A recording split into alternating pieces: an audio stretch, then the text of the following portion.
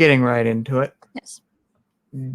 Disney. So before we even really dive into the conversation, I want to establish, since knowing Xenox, we're already recording, we're not going to talk about any real specific movies. We're going to talk about specific things within some of their movies, but the catalog, the library, with how much they've accumulated in the last,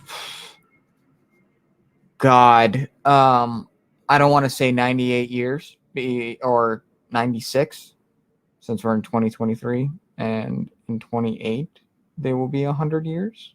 So No, actually this year. It is this year? Yeah, in the fall. Oh shit. All right. So yeah, they are at 100 years. Wow.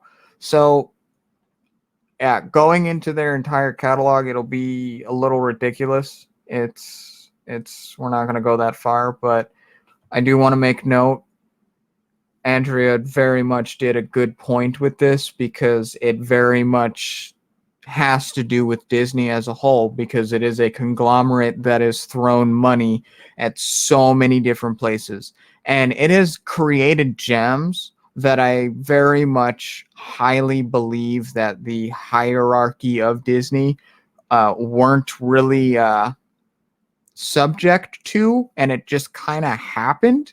And yeah, and I do believe one of those being Soul. I do believe one of those being some of their older movies that, have important messages that aren't necessarily trying to push the agenda that is very clear throughout all of Disney's messaging. It is a kid-friendly network at its core, as what it tries to be most of the time. So they do have some diamonds in the rough. And when I think of one, I can't help but say it. It is Soul, for the spiritual community, for anybody that has gone through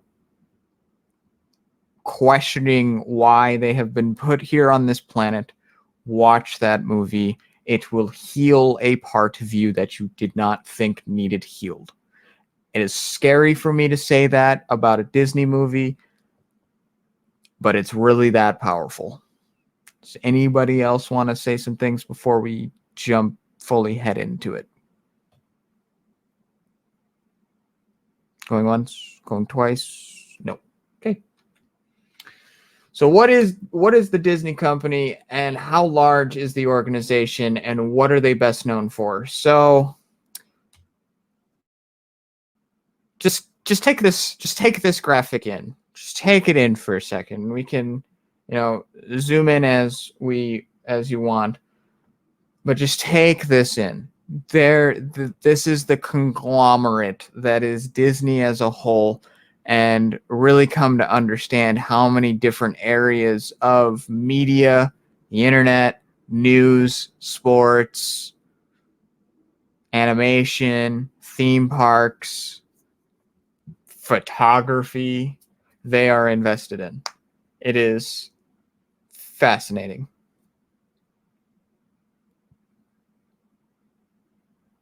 They even own the History Channel. Well, what's interesting, especially with Disney Plus, is that whole monopoly on streaming. Pretty much, they have Marvel, as you see, National Geographic, their own brands, and just expanding into Star Wars even too. It's crazy. And we'll get into Star Wars too, because they've have a tendency to take existing franchises and doing what I like to call the Rockefeller effect, which is gutting it and sending in your own people to make it your own thing. And it's quite sad. It's one of the oldest practices when nabbing and controlling a business, where you basically fire all of the old people that were the heart and soul of the company and install your own cronies to just push your agenda and have the skin of what it is. That being Star Wars, that being Marvel. You know, the funniest thing is Disney Studios has not made an original movie in a long time. Pixar has, but that is its own thing. Disney Animation, Disney Studios, they have not made an original title in a long time. They have been focused solely on remakes. Was the last Disney original Princess and the Frog? Yes. Damn. That was like over, like 15 years ago now? Mm-hmm. Something like that? Mm-hmm. They've been focused on remakes ever since. So what does that tell you? They've lost all creative spark. They don't have the juices anymore to create something new and fresh. They just want to keep recycling the old. And now we are in an interesting time to where the original mouse, not this mouse, the mouse that this map is identified with, the old mouse, the Steamboat Willie mouse, is going to be up for auction. And if Disney does not care to hold on to that license, it can go out into the public. And we could see some very interesting media come from that. Just like we've seen with Winnie the Pooh. So, at its core, what is Disney? It is a massive conglomerate that used to be solely based on being a kid-friendly network and kid-friendly theme park and idea. As of late, they have found themselves dabbling in other areas, and would we say they're better off? No. They have gutted a lot of things.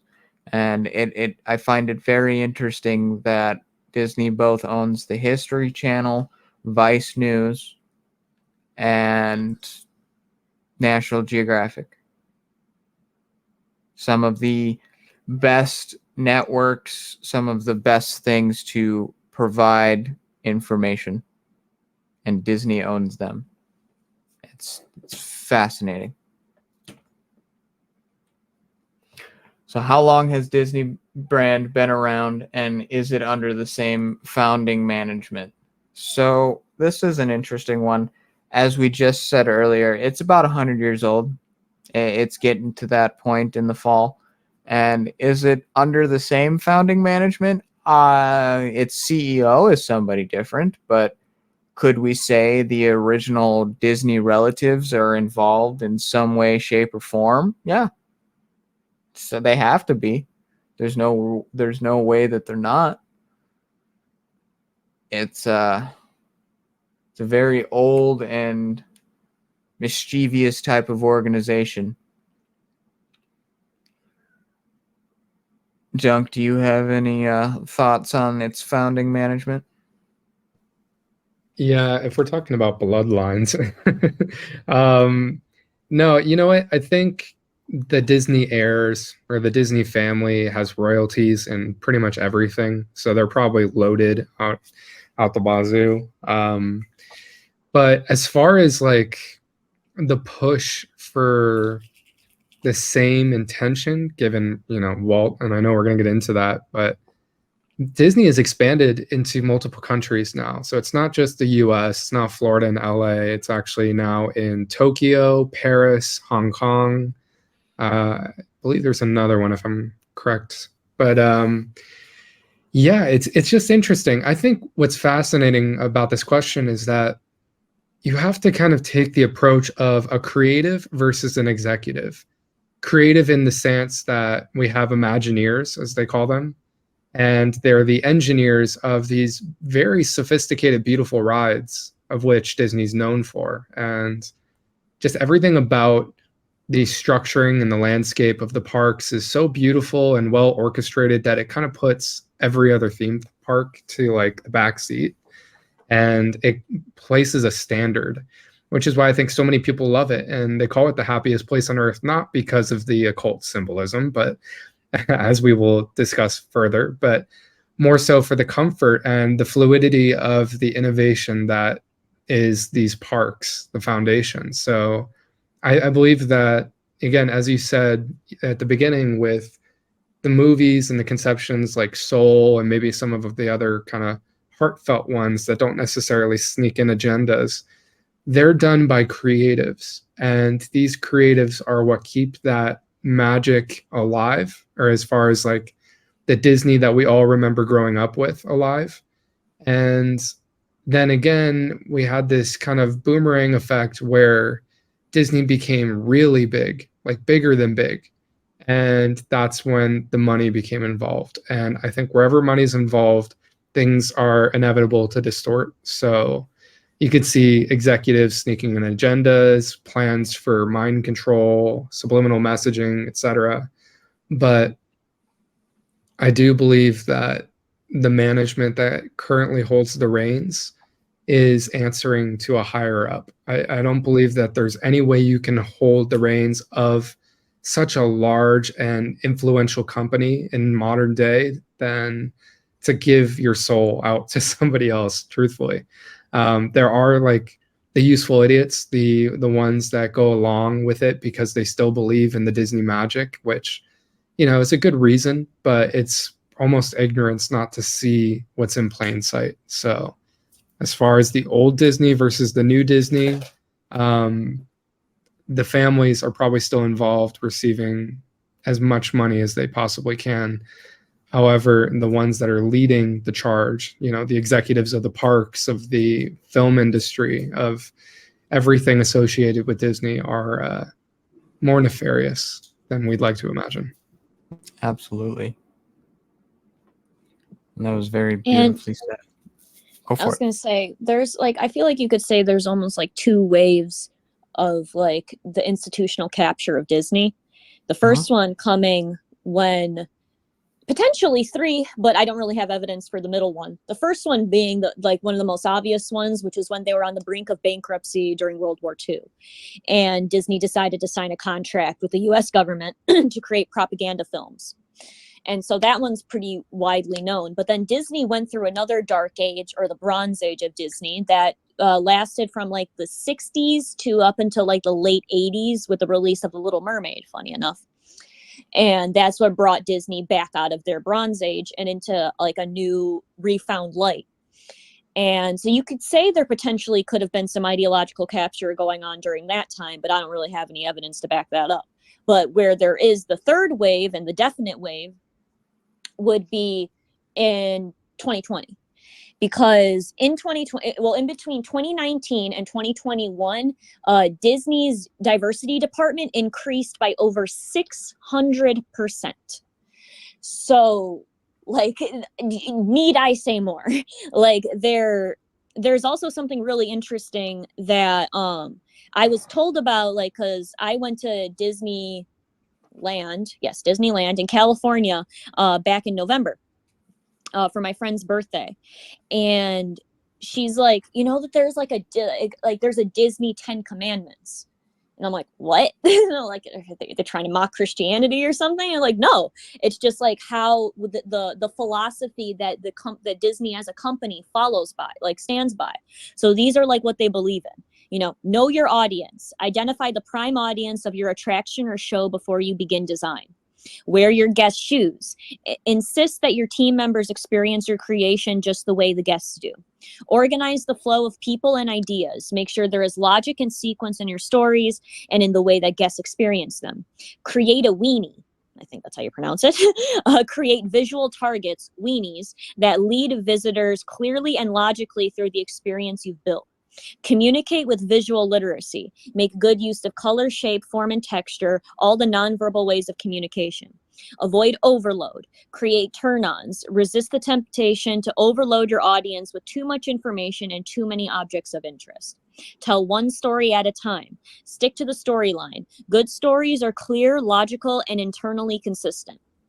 Avoid contradictions. Maintain identity. Details in design or content that contradict one another confuse the audience about the story and time period. For every ounce of treatment, provide a ton of treat. You can educate people, but don't tell them you're doing it. Make it fun. Keep it up. Everything has to work. And then there's also the 4 keys of Disney. So every new cast member, every new Imagineer that comes to work for Disney has these 4 points drilled into their head. And it's safety, courtesy, show, and efficacy.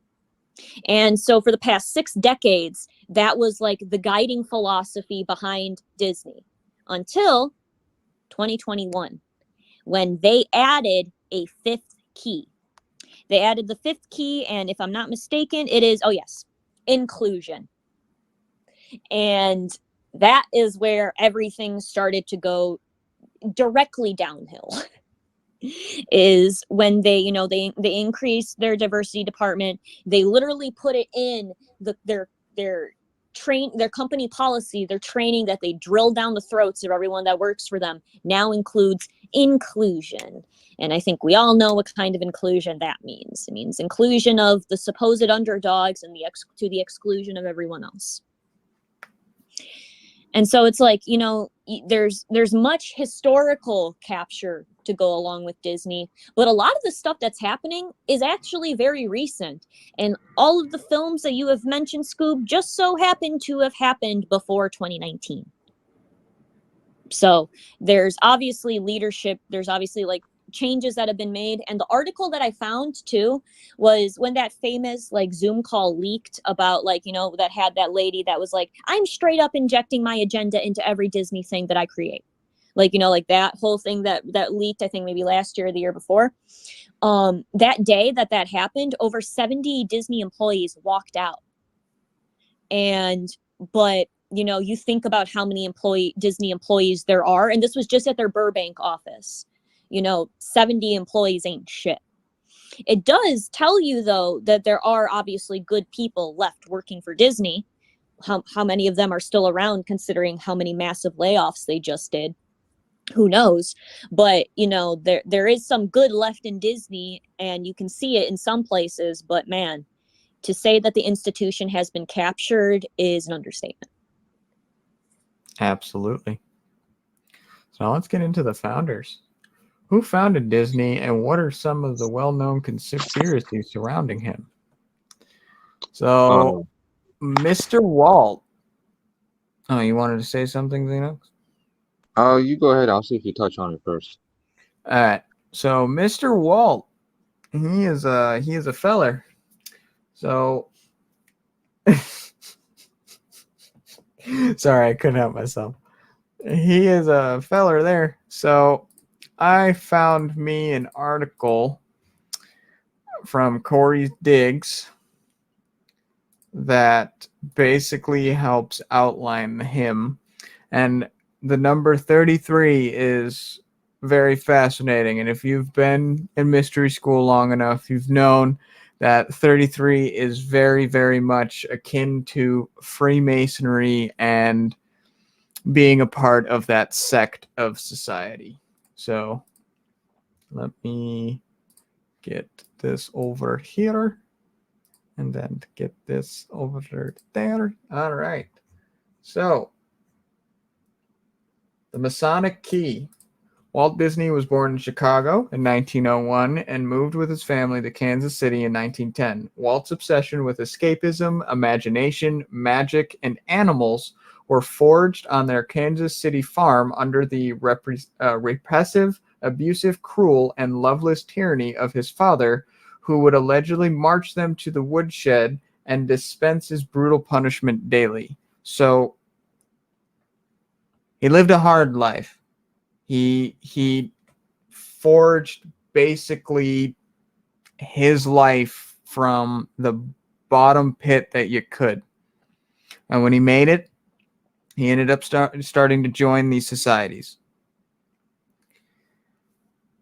What is funny and most interesting is that if you really think about it and you really look at it from his perspective, he's not a bad guy.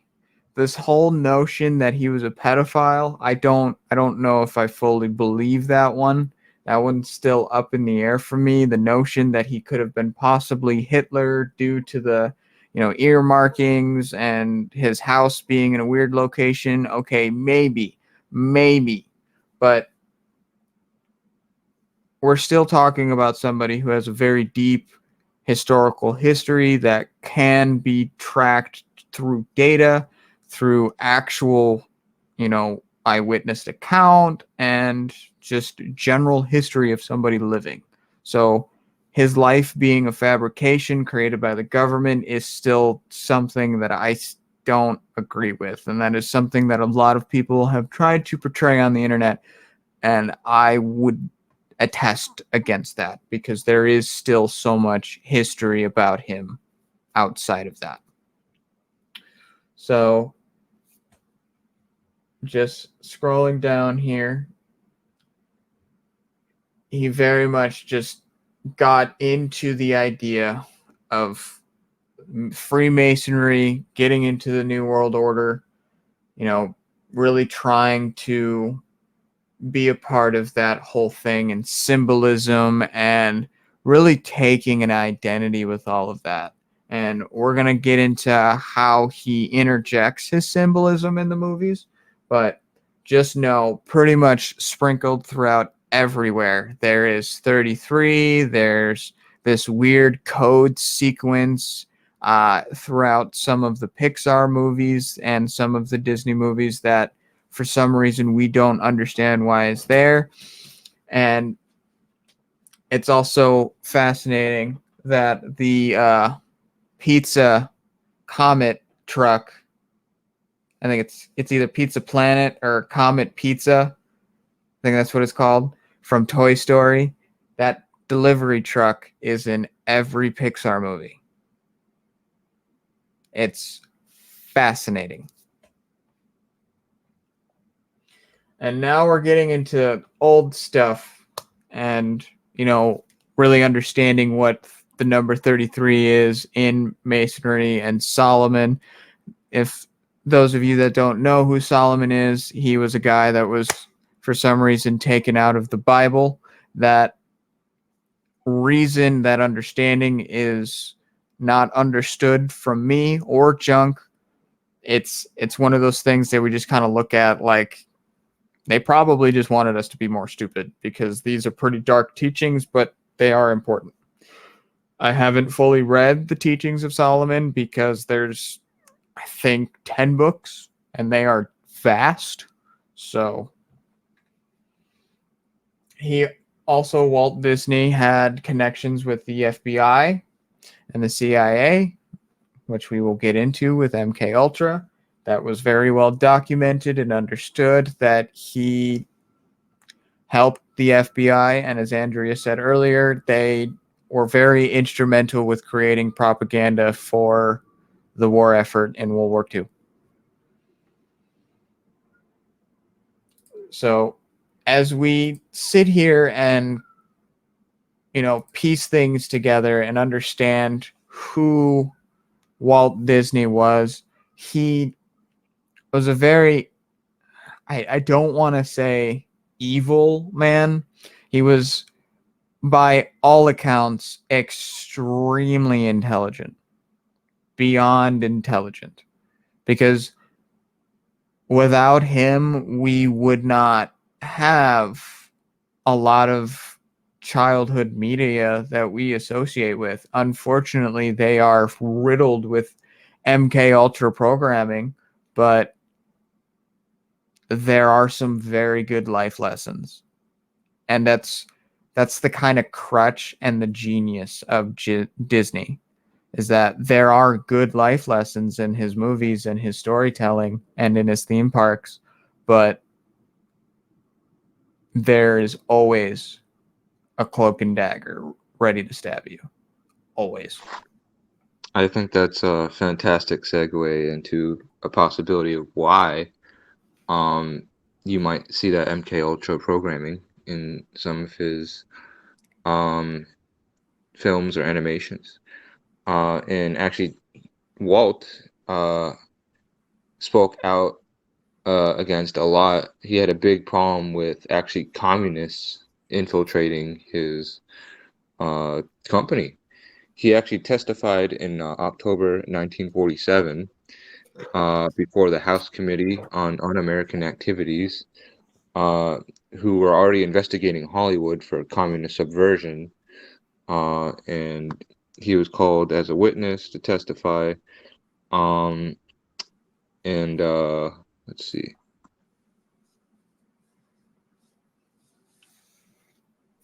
Yeah. Let me read this real quick. You go No, ahead. you're good. Take your time. Junk, do you want to say some things about Mr. Disney? What, are we talking Disney on Ice? And that is a double entendre right there. Do you really believe that they have his head frozen? I don't know. It could be some occult ritual thing too. As far as Disney goes, I want to agree with you because we have to remember that Masons in general are very smart individuals, but they covet the knowledge, which is the service to self aspect. So it's almost like they're ignorant on what they're doing. They're like, oh, they want to be in these mystery schools. They want to be initiates of some order, but they don't realize that the order they serve isn't necessarily serving the all. So I would agree with you that he wasn't inherently malevolent, but I do feel like he let that membership seep into his parks and into his ideologies that formed Disney Company in its whole. Like, for example, we just saw on one of the previous slides the 33 and why it's so prevalent. Like in Disneyland, California, there's this secret kind of, I don't even know what to call it. It's kind of like a restaurant hangout. They call it Club 33. And obviously the symbolism's there, but more so I've had family friends go there and have, whatever. It's just like a lunch or a dinner, but it's extremely expensive, which it's just kind of fascinating that it's open to the public. Like, to the high regard, you have to get on like this huge wait list, and then the wait list seeps through and you can finally move up front and get in and spend $300 or whatever. But And the floor is checkered, right? I'm sure. I haven't been inside, but yeah, I'm sure it's everywhere. It is checkered. And it's not even just like you have to like get on a wait list. You have to like pretty much buy your way into the wait list. Like you have to like show proof that you have given Disney a fuck ton of money in order to even be considered to be put on the wait list, or you have to know somebody who has done that to get on there. It's it's one of the only places in Disney where you can buy alcohol. Yeah, that's a good point. That's a really good point, actually. Yeah, it's very inclusive. So, yeah, I mean, I guess in general, like the man had a heart to innovate and imagine, and it is a really good place to be. I mean, the churros are great. But what I'm trying to get at is that Walt, by himself, wanted to create this space and put subtle subliminal clues with his own kind of personal life via the Masons. But yeah, it's just fascinating how, certain things have changed since that's happened, and how many things actually got through the cracks into the movies and the films and the music. And we're going to get into all of that, I'm sure. Yeah. So I did find that Walt actually did testify, and he quote did say that he was damn sure that there are communists in high positions of his company. Sorrel and other cohorts he thought were quote communists, and they did try very hard to keep them out, but they I guess as we see now, it did obviously infiltrate deep enough that you see the subliminal messaging in their cartoons and all that kind of stuff. So yeah, that is really interesting. Does your article say how the communists managed to weasel their way into the company? So Because I know how, but I'm just wondering if it says on okay, your you thing. can go ahead. I mean, my guess is that they just pretended to be Americans, but you enlighten us. From what I remember, I watched a video on it maybe like a couple weeks ago. So I might the details are hazy, but they pretty much formed a labor union, communist favorite tactic. And they formed a labor union and were trying to pressure the animators and the employees to get into this labor union, and they didn't want to because they were already parts of non-communist infiltrated labor unions, and they didn't want to be a part of that one. So they were the ones that pressured Walt to even go testify in the first place, like and that's what triggered all of the whatchamacallit, the anti-Semitic rumors of of Disney being an anti-Semite, simply based around the fact, like, the only shred of evidence that he has any sort of hatred of the Jews was that pre World War II, like when Hitler was in power, he had one of Hitler's filmmakers come tour, um like he's a German filmmaker who like worked closely with the administration, come tour Walt Disney Studios, which was overall a part of Roosevelt's like initiative to bring a whole bunch of Germans to America and like have them, help out our industries. And so this was like long before it was public knowledge that he was rounding up any Jews, and like any of the genocidal aspects of World War II were kicking into high gear. And that's literally the single piece of evidence that was used. And it's funny enough, now the newspapers and the pamphlets that these rumors were being posted in, quite literally now, are in the archives of the newspaper that is run by the Communist Party of America. So you go to the Communist Party's website, you go through their archives, you will find them calling Walt Disney an anti-Semite. Because that's I swear, it's like communist like go-to tactic is to call anyone that disagrees with them anti-Jew. It's pretty funny. If it wasn't so pervasive. Scoob disappeared. Oh no. I am BRB for a second. Fun.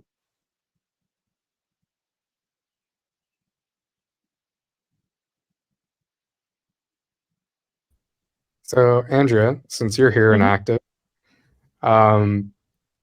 you said in last fall you went to Disney. Did you notice anything? Like, could you see any subliminals when you were there? I mean, I'll be honest, I wasn't really looking for any. But something that did stick out to me is that if you wanted to abduct a kid there, it'd be so easy. Well, see, that was Because the biggest thing. I mean, I'm not sure if you've heard about this, but it's like in order to like, and there's this really creepy film. I recommend everybody watch it. It's called Escape from Tomorrowland. Really dark. It gets into the pedophilia thing too, but it's actually a really good movie. But the thing is, like, a kid goes missing, and trust me, I got lost at Disney too. yeah, You're like cast members so quickly. So quickly. Like it's almost as if they're watching you, waiting for you to get lost. And they're like, oh, let's scoop up this little one. It's like, hey, come over here. We're gonna call your parents. Do you know what color shirt they're wearing? And it's like the most vague kind of thing. And I honestly that I wouldn't be surprised, because I do believe it's actually taking place, but wouldn't be surprised if like kids just go missing on the regular. Like, I'm gonna see if I can find the statistic for it, because it's so easy to just, but but the problem is that I've heard that Disney is a place where they go to exchange children. So like the child will go in with one person and will leave with another. And so there's not many kids that actually physically go missing from Disney itself. It's just because, you know, there's so many people that come in and out that, you know, if you know your way around, you can, you know, set up deals there and stuff like that. But I was watching a podcast, and it was a lady that worked at Disneyland, and she was talking about the tunnels that go under Disney, the infamous maintenance tunnels. And she said that, you know, she's like, she's heard of, like, you know, the human trafficking rumors and like the kidnapping rumors that go on at Disney. And she said that she worked there for like 7 or so years, and she never once saw any outsider, like any non-cast member in any of the tunnels. And so she's like, not to say that it doesn't happen. It's just, you know, there's tunnels under the tunnels that they're using, or it's just something that goes on very quickly. You know, like it's not done during the day. It might be done at night. Like, you know, but something else she also mentioned is that all those tunnels, they smell like actual garbage. Like they smell like sewers because that's where all the garbage from the park goes to. So it kind of, the whole system just smells like trash. And okay, so we're already here. What aspects of Disney are more perturbing, and is there an agenda taking place? So as they were just discussing, basically yes. And you brought up a very, very, very, very, very, very good point, Andrea, is that it's an exchange house. It's not a stealing house. And it is a stealing house, but it's more of an exchange house. And you got to think about it in terms of crowded people. It's very easy for two people who are switching children just to hand them off and just to walk away, and no one would be the wiser, because everybody's just lumbering through everybody. And if you know how the flow works, and Disney children kidnappers are very attuned to how the park flows. So it's very fascinating. So now going into some of the symbolism that we're going to find. As you can see, Mr. Walt likes to use 666 with Walt Disney for the I, for the W, and for his Y. We have Lucifer the cat, and we have Winnie the Pooh giving a symbolism of type of a horn type of being. I mean, it's very coincidence how that looks like something with horns right there, but you know, that's a little weird. That's a little sus. There's the 6 there. There's the 6 there. And there's the 6s. There's the good old Baphomet symbol. And you got Tangled, literally says sex. You have the Lion King. You have just more stuff. Illuminati, dicks everywhere. It's very weird that you have dicks everywhere in a kids network. John, go. Well, no, I mean, I want to say the sexualization of some of these subliminals is obviously intentional. There's children watching it, right? Isn't that what they're trying to do with everything else? Every other agenda in modern day society is push children towards sexual maturity so that they can have such quotes as kid lover, or I forgot the newest one that they call themselves. It's dark regardless. They're trying to normalize their perverted behavior, and by doing this, in some degree, it works because, you know, the subconscious is taking in everything. And if you have a 5-year-old or even, let's say, a 15-year-old watching these things, and somebody is going through their puberty, this is going to be triggering on the mind and then kind of force them into that space wherein these pedophiles will enact their own devious agenda of trying to push forward normality, which is really messed up because a lot of the symbolism, I mean, I would say a good 50-50 would be satanic or sexual. It doesn't really, there's not other like, there's not like Nazi paraphernalia or anything like that. It's just constantly trying to bake the minds of those watch with this kind of propaganda of pushing pedophilia or at least normalizing it to some degree.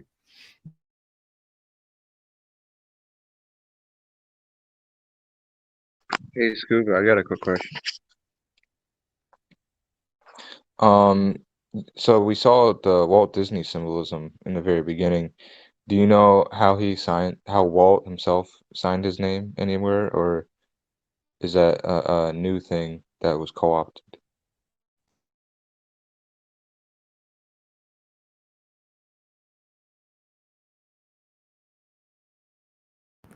Actually, I don't even know. I didn't even think about his signature.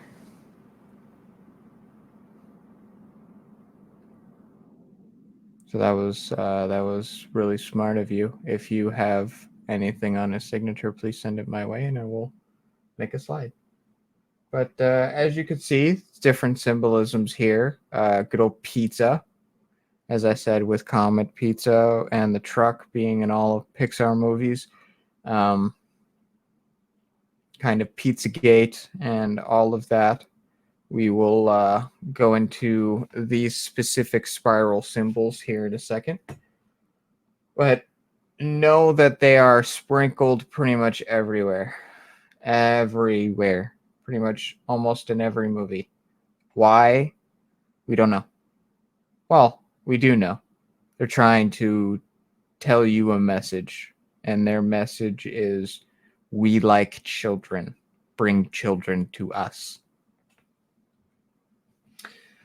So, this one, I'm not going to lie, it's hard for me to buy. It is very hard for me to buy this one. It's a little too convenient, turning it and turning it sideways and then mirroring it. I get it, as above, so below. However, it's a little too convenient. Scuba, I will say that there is a lot more that I found within some of the more modern movies, like Moana has a lot of that symbolism. Oh yeah, with the tattoos. I'm sure it's probably in the new Little Mermaid somewhere. I haven't seen that movie yet, but I've heard it's trash. riddled. Yeah. So this is what that symbol means. Boy lover. It means they love boys. And they want you to bring your little boy. And pizza is known as a child's party, where they have a mixture of multiple boys and girls at the I'm sorry, it still gives me the chills. It's still a very uncomfortable conversation to have, so I apologize. But yeah, it's gross stuff. Anybody else want to take the reins on this one? I'm struggling. My problems with the symbolism is that, I'm not denying that this is real, but just that how, a swirl can't simply fucking be a swirl without it being, it's pedophilia. Like for instance, like a lot of like Polynesian culture have used swirls in their art for hundreds and hundreds, if not thousands of years. And this came out in 2007. So like, that's what I feel like a problem a lot of people have when they look into the symbolism that, that the elites use, is that these symbols have been infiltrated so deeply into our culture that it is now a part of regular normie culture. So when I was, bored in middle school doodling swirls in my notebook, did that mean that I wanted to go have sex with children? No. It's like, it's because swirls are everywhere. Is the fact that, like, you ask any child what their favorite food is, and vast majority of the time going to be pizza because, they've been abused or something? Like, no. And so that's what always annoyed me about, like, looking to find these kinds of symbols everywhere.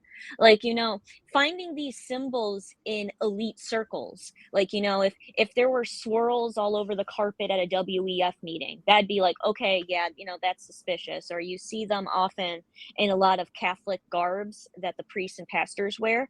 You'll see a lot of triangular swirls in those ones. And, priests are known for, loving boys in particular, that's for sure.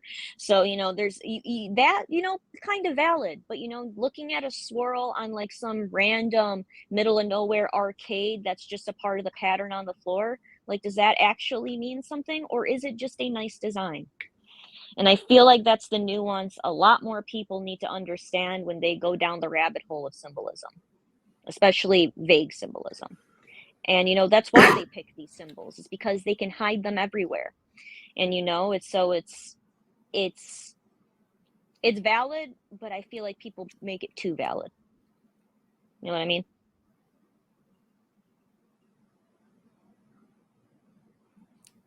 Junk, do you have a rebuttal, or?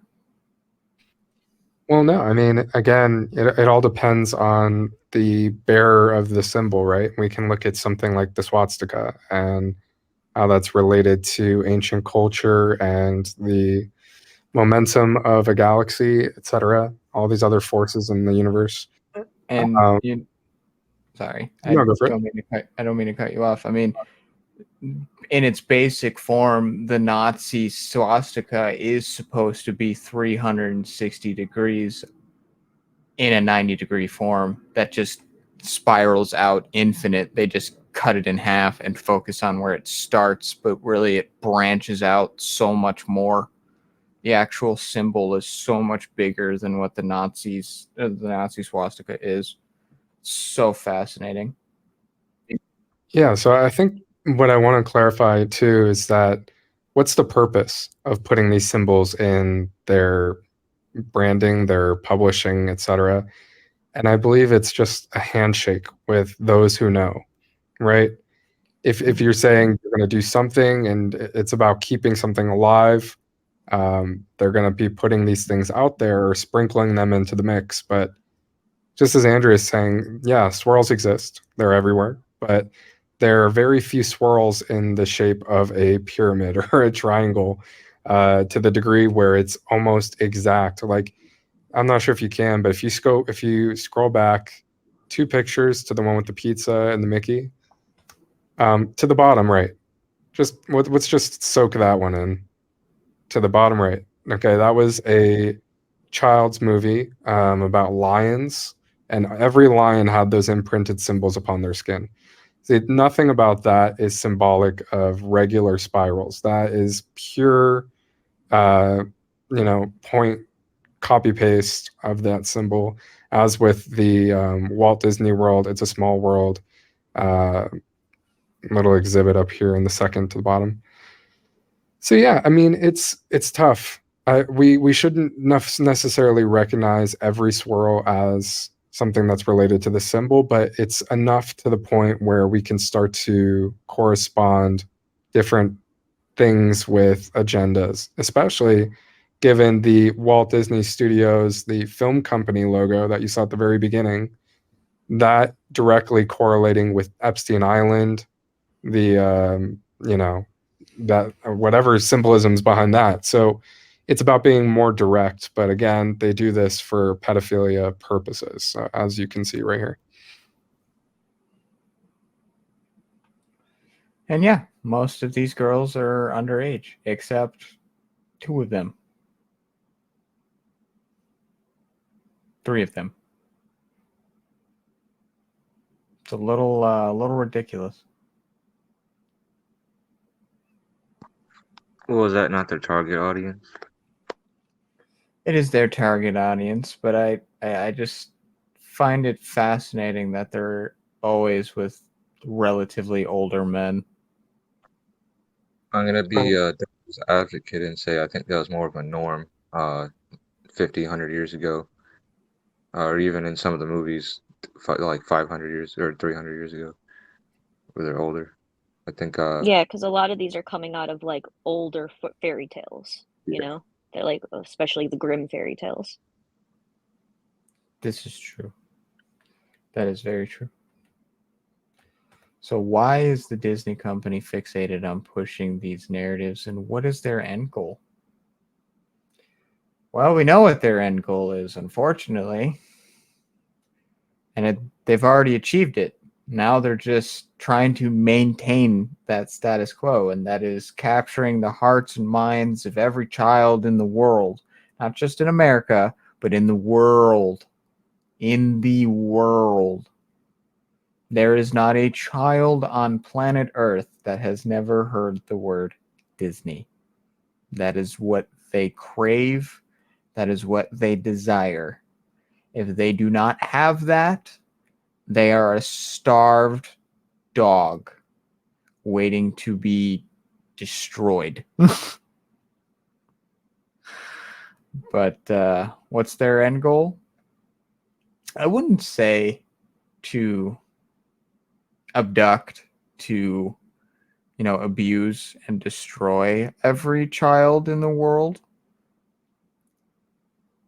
But I would also say that they have, as Junk alluded to, overlords that have very specific needs and fixations that need to be met in order for other things to be fulfilled within the company, per se.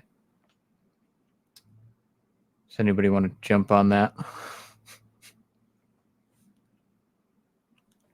Yeah, sure, I will. So why are they so fixated on pushing these narratives? Because mind control is everything. Power is everything. Influence is everything. If you are moving into a digital age wherein you can be in every single household, on every iPad, every MacBook, every smart TV, even in the theaters as well, you are going to be pushing some kind of, oh my God, perfect timing. You're going to be pushing some kind of narrative. And that is going to come through in many different ways. It's going to come through for different demographics. For the children, obviously, hypersexualization is a key one to really normalize pedophilia. For the adult generation, it's basically normalizing some of this abuse or trauma and getting some kind of complicit response, allowing them to basically hand over their children in some degree. And for the middle ground is to kind of disassociate from natural order and fall into some kind of ensnarement of which they've set up by social means. You've seen a lot of these new woke Disney movies that are pushing teens into opposite directions. Even though they're failing, they're still coming out. And and they don't care. They don't care. They will keep pushing them too. And that's what's sad, because the people that really were about creating original stories and something new and something different, while the executives and the higher ups were subliminally touching their shoulder and saying, hey, add a bunch of triangles to this, please. Because I guarantee you the creatives weren't so much concerned about symbols. It is the guys at the top trying to make the money, trying to instill these ideals. These creatives just want to make good stories.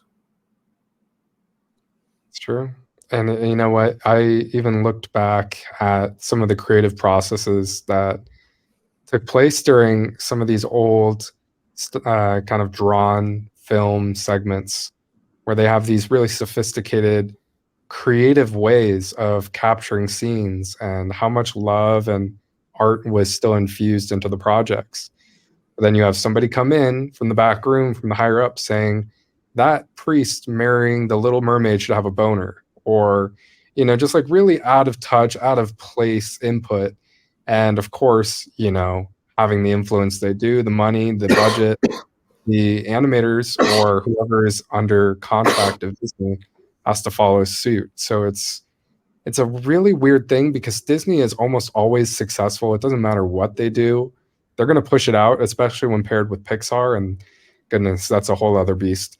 Well, even just going into Pixar a little bit, it's kind of a clusterfuck to think about that, Pixar was designed and created by George Lucas for better evolving of his movies with Indiana Jones and Star Wars. Like, he wanted to push those computer graphics because, we need to understand George Lucas had the idea of Star Wars, before even it was fully made. Like, he had just wanted to make one movie, but he realized his story was too big.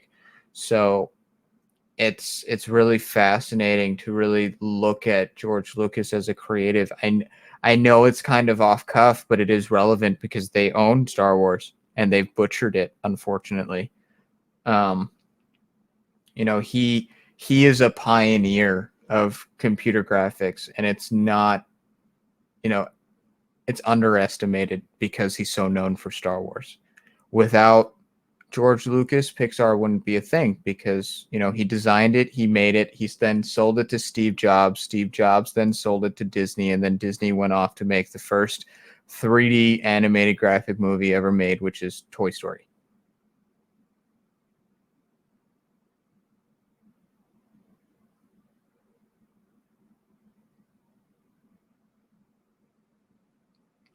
So it's very fascinating to see everything come full circle, because they now own Star Wars, they own Pixar, and one could say George Lucas was involved with all of it. It's not known that he's a Freemason or not, but it very well could be possible that he was involved with it all. So how do you just sell the mouse house? How do you sell your baby like that when there was so many good things that were supposedly coming out of it before you sold it? And then you realize everybody's gone. Everybody that really used to be there was the heart and soul of that company. Same with Marvel.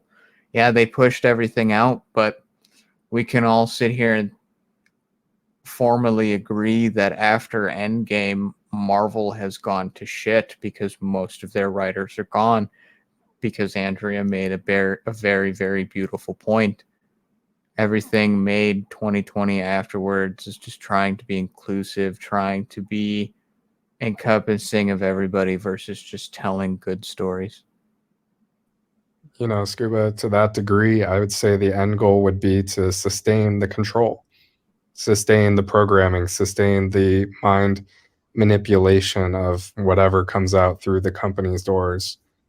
And it's unfortunate to think that they're acquiring more and more companies. It's like, how much consolidation can truly occur before it's all just Disney?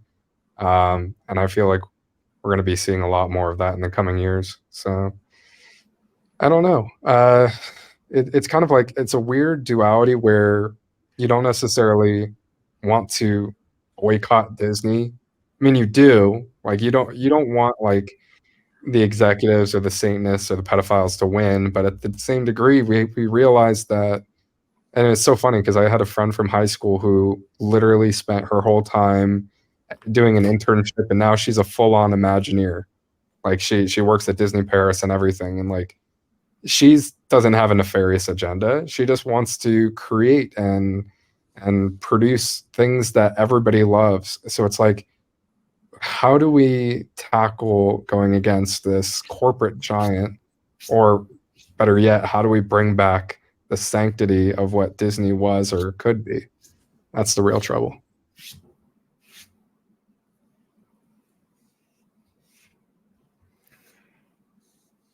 It is. And I think that, goes a level beyond us. It's kind of stepping into the area that isn't necessarily about this conversation, but following the Q movement, as long as some of us have, we understand that over time there have been a lot of executives that have been arrested or have resigned, which is fascinating within itself.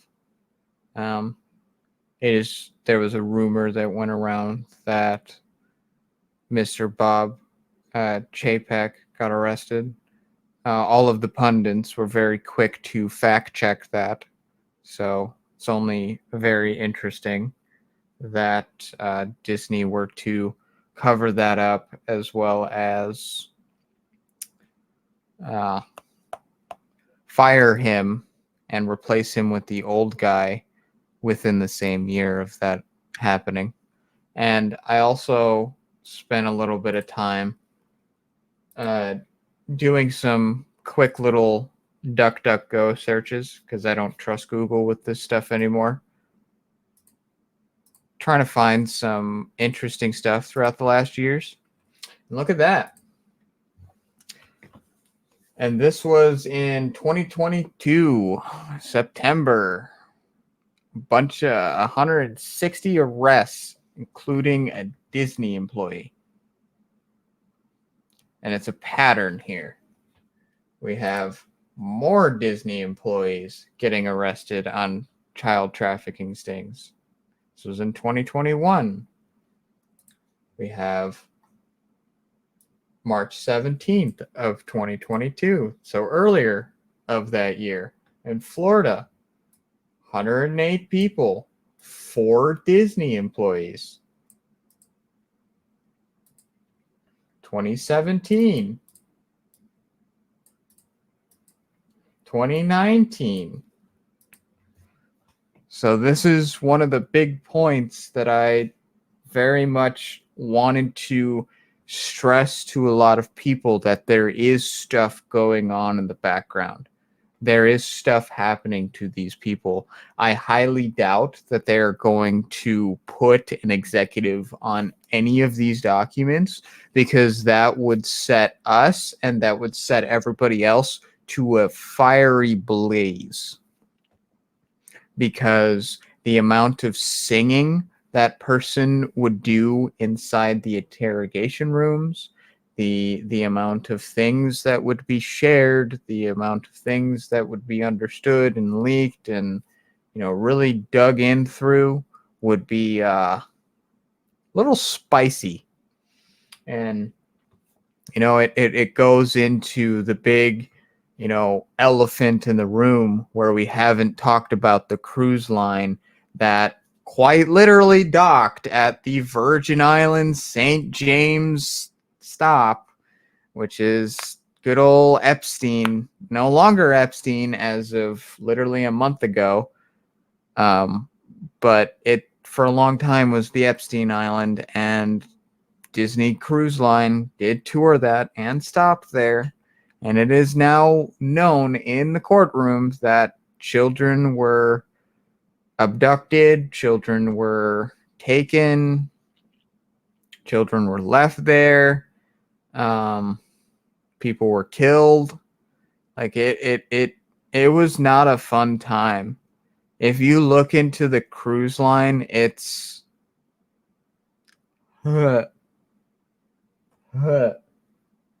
it's not a good sight.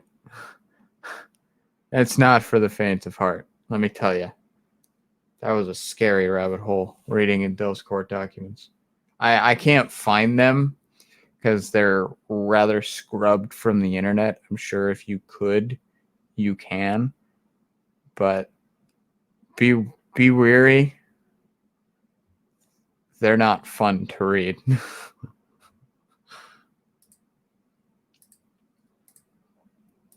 But yeah. So that's that. Let me go back here. Sorry. I had a question real quick about Disney. I've heard it told that a lot of these changes occurred after Walt had died and his brother Roy had taken over. I know his vision for Epcot was really different.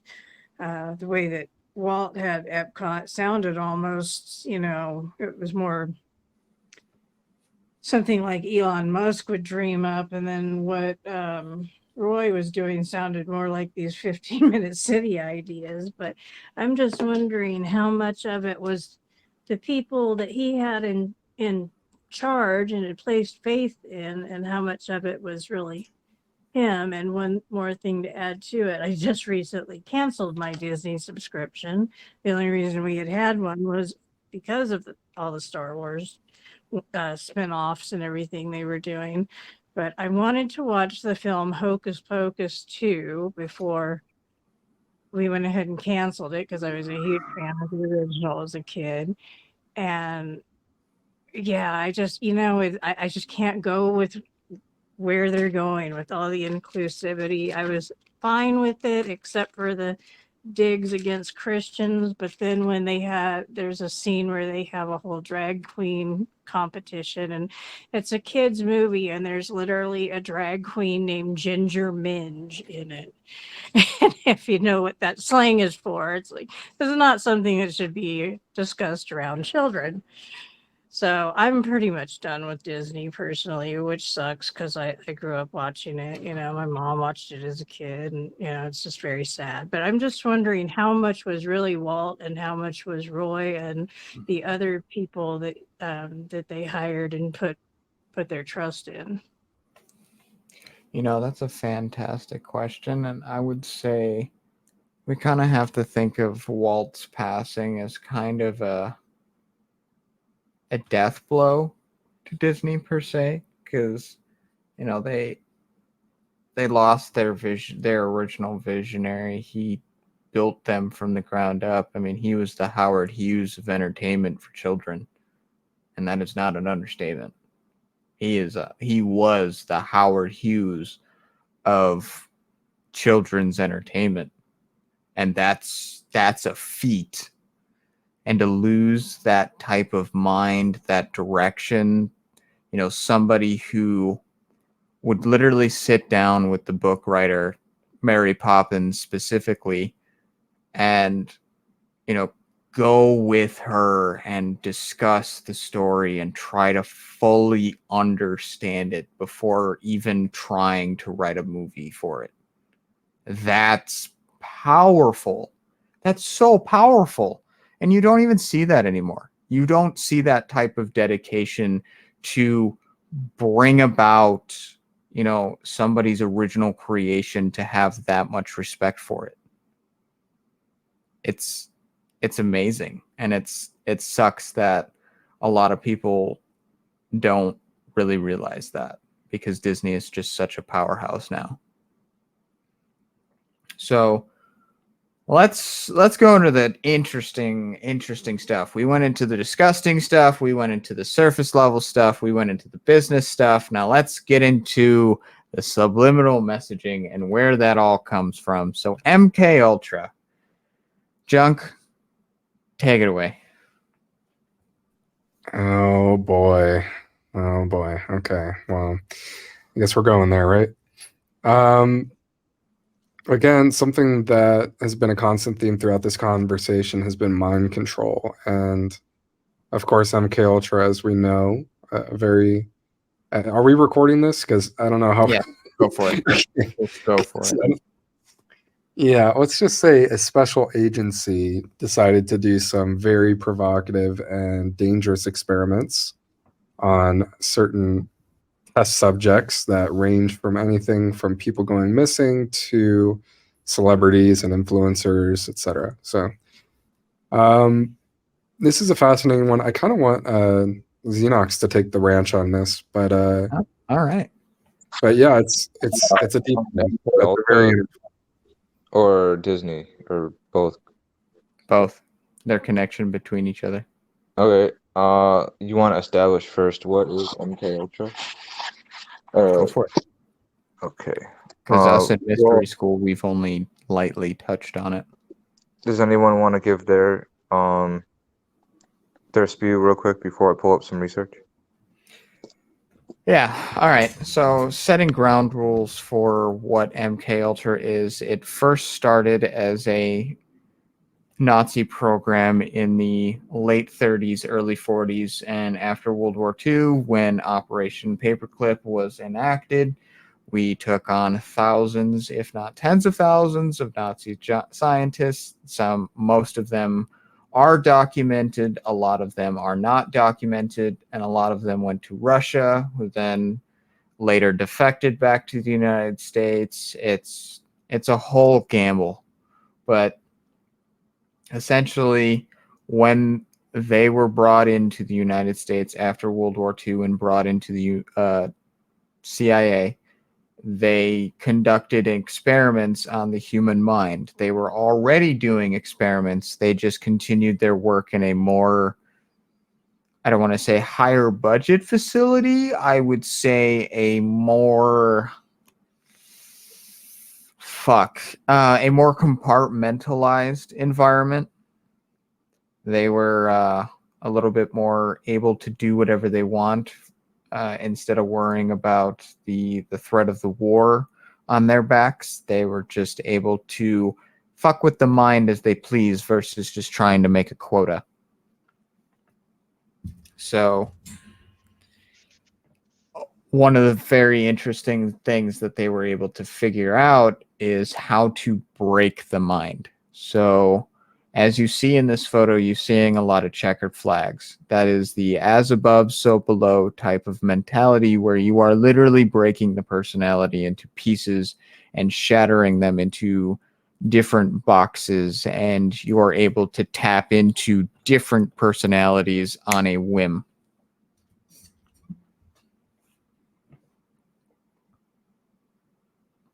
And that is my explanation. Yeah, so I think if I remember correctly, the origins of MK Ultra, the how do you say it? The ethos, the good reasoning for it, that if one could say, behind the project was the government wanted a form of truth serum, a way to get the truth out of people, and so they also did things like experimenting with LSD. That's actually how LSD came about. Now, I know it was invented in Europe, but they discovered it had psychedelic and other properties to it. And they ended up dosing random people with LSD unknowingly. Like they would just put it in someone's tea at like a coffee shop and then study them and stuff. So, but they also went as far as they actually have a movie on this. They started the first drug dealer of LSD, who was actually a high school student.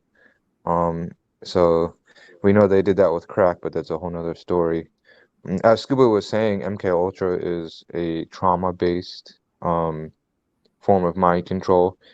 There's different ways of trauma. There's physical trauma through electric shock therapy, which they used in mental institutions, forms of torture, inducing seizures, all that kind of stuff. But you also get into kind of weird, really weird stuff. You could do a whole psychology episode on this, but they're able to literally fracture the mind into different personalities. And dissociation is the ultimate goal. And you can even get into occult stuff through that. I don't go too far into it, but with like voice to skull devices, or there's different names for it, but essentially they can project a voice into your head using technology, and that can almost make someone go crazy, like they're schizophrenic. But they also abuse mentally ill people. The medications can also make them more open to suggestion, and dissociative tendencies. So that's why you see a lot of mass shooters have signs of MK Ultra, and they don't even know. The common thing is actually they don't even know what happened. They don't remember doing it. But not all of them. Some of them. Let's see what else.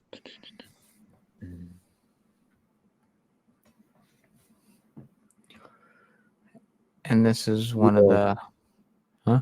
Oh, you go ahead. But I was just gonna say, part of the dissociation is for the purpose of causing the selected individual to develop a personality within their mind. So they build that personality, and then that alter kind of influences and programs the person's cognition.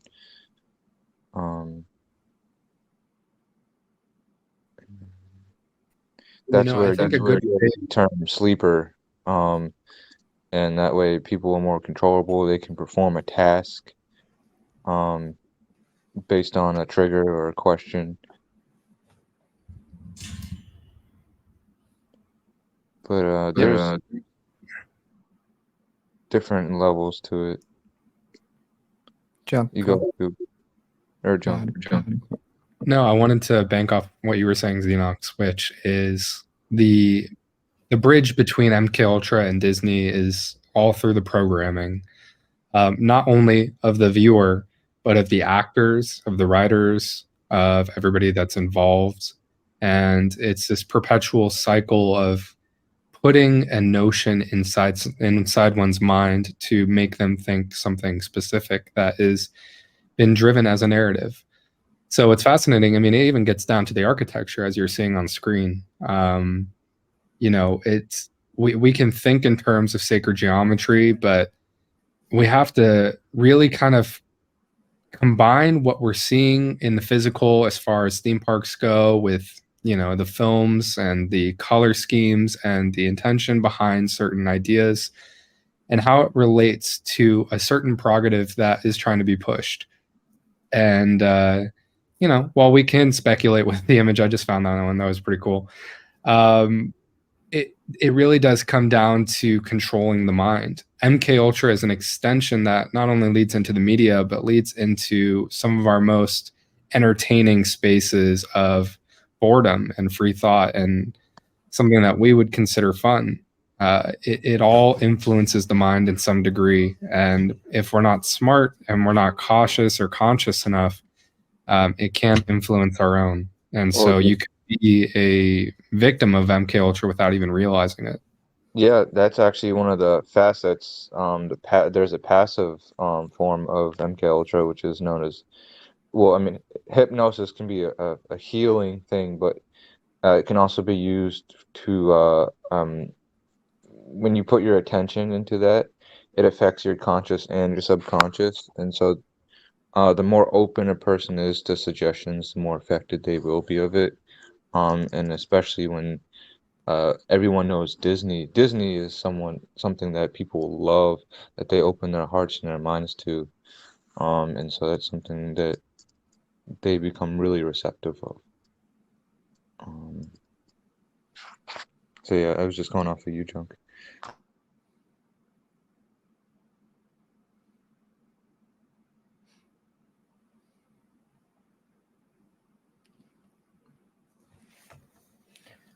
So I think we've kind of shot this to death. Anybody, Andrea, do you have anything you want to say on MK Ultra and Disney before we start moving on to our other stuff? Nothing I can really contribute. Can I add something? Yeah, the thing about the scientists and such, I think, if I'm correct, that many of those were tried in the Nuremberg trials. And This was way after. This is Cold War time. oh, okay.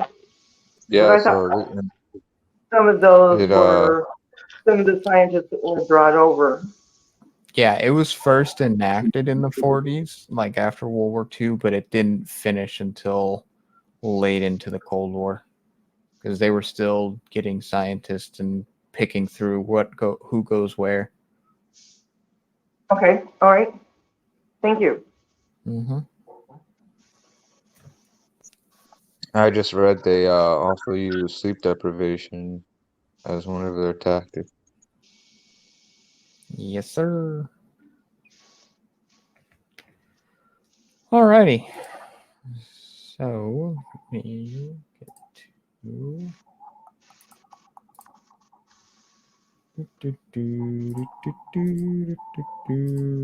There's an interesting movie on MK Ultra that's available on Prime. I think it was filmed last year. And one thing that it goes into, I don't know how factual it is or not, was the physician and director that was involved. They had several patients that they had been experimenting on. One was a drug addict. One was kind of a nymphomaniac. I can't remember what the other person's deal was, but one was transgender or had gender dysphoria in their mind, believed he was a she. And it just makes you kind of wonder with this big push for transitioning, how much of that is involved. Well, it's funny. As you were saying that, I just read 2 other methods of the MK Ultra program that they've that came up in gosh, what was it, the Afghanistan war with the Unabomber and stuff. They have 2 other methods that these work better on people who are mentally ill, but they can be used on anyone. And that is establishing social rapport, which is essentially relationships, whether platonic or not.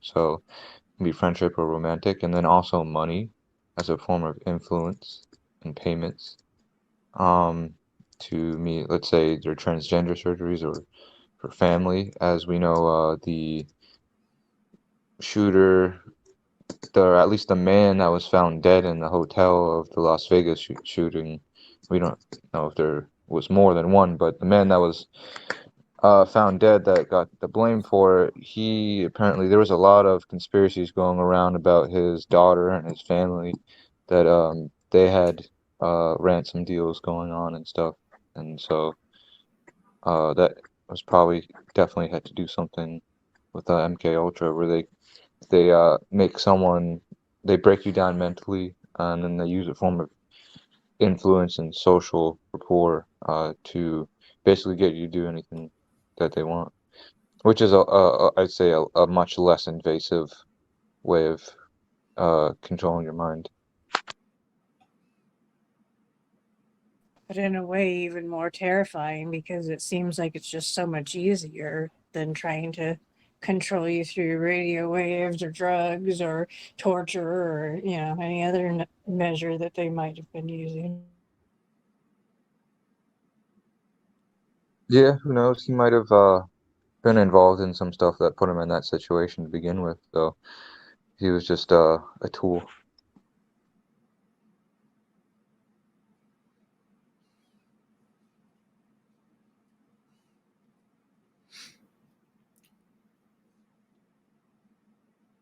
Any other questions? Any other comments?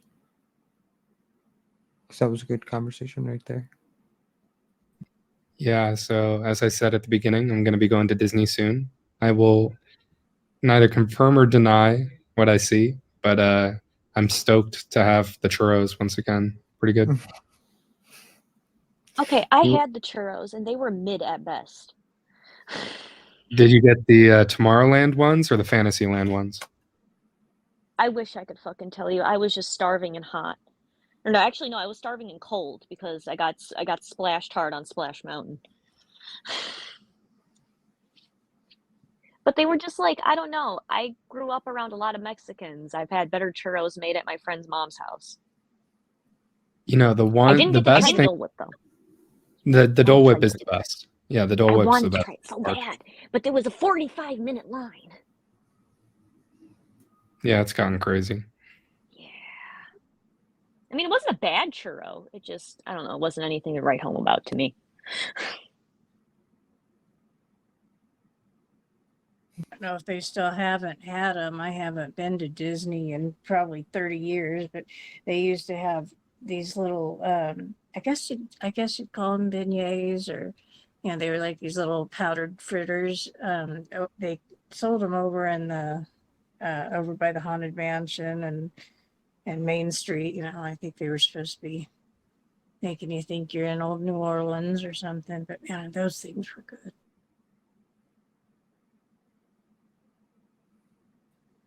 They do still sell them. That was just another place that had like, I think that one was like a 25-minute line, and I think we got churros instead. So, but they do have them little bunny mouse-shaped beignets. I remember my mom and grandma and I went when I was a kid, and we left them on top of the car and drove off. And I think we all three cried the whole way home, realizing we'd lost the little beignets. I think we got churros there too. I remember Magic Mountain used to have good churros as well.